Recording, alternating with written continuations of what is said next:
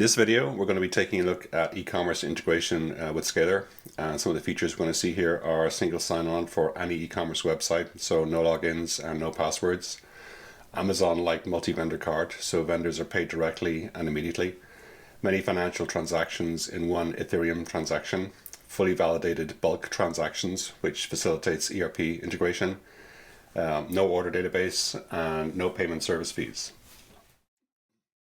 So the scenario we're going to see here is that we have 3 users in Scalar, Jack, Jill, and Harry. So Jack is going to purchase some images from an e-commerce website. So these could be NFTs, for example. So he's going to purchase 2 from Jill and 1 from Harry. And then we're going to see itemized receipts then between these various parties. And this last line here just illustrates the technical connection between these different parties here. So with that, let's take a look at Scalar. And so we have those 3 user accounts, Jack, Jill, and Harry. So this is Jack's user account here. You can see his balance is 0, and the same is true for Jill and Harry. So let's just quickly look at these. Jill, 0, and also Harry is 0. So let's just go back to Jack's account here. I'm just going to deposit some funds so that he can transact a purchase. So this is DAI stablecoins, which is pegged to the US dollar. So now he has 1,000 DAI in his user account. So under each of these user accounts, then there's an e-commerce folder. So let's just have a look at Jack's e-commerce folder here, and I can see that it's pretty much a blank slate. So no transactions have been posted at this point. So let's take a look at the e-commerce website then.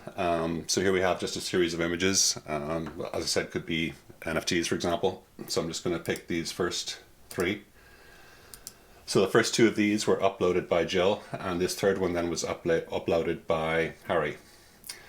So now if I go and take a look at my cart, I can see that these first 2 images are linked to Jill's account, which is anonymous here.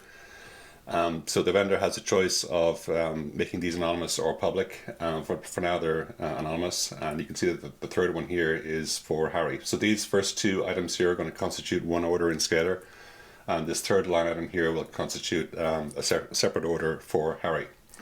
So I'm just going to place the order here.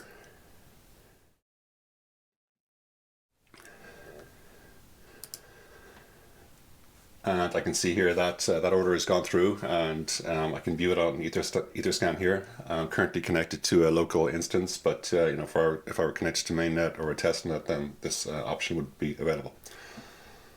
So let's have a look then and see how these transactions have been recorded in Scalar.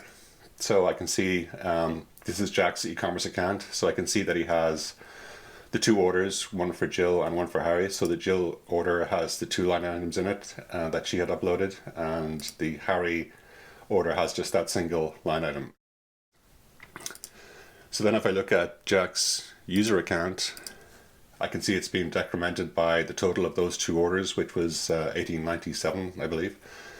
So now if I look at Jill's user account, I can see it's been credited with 1398 for her order.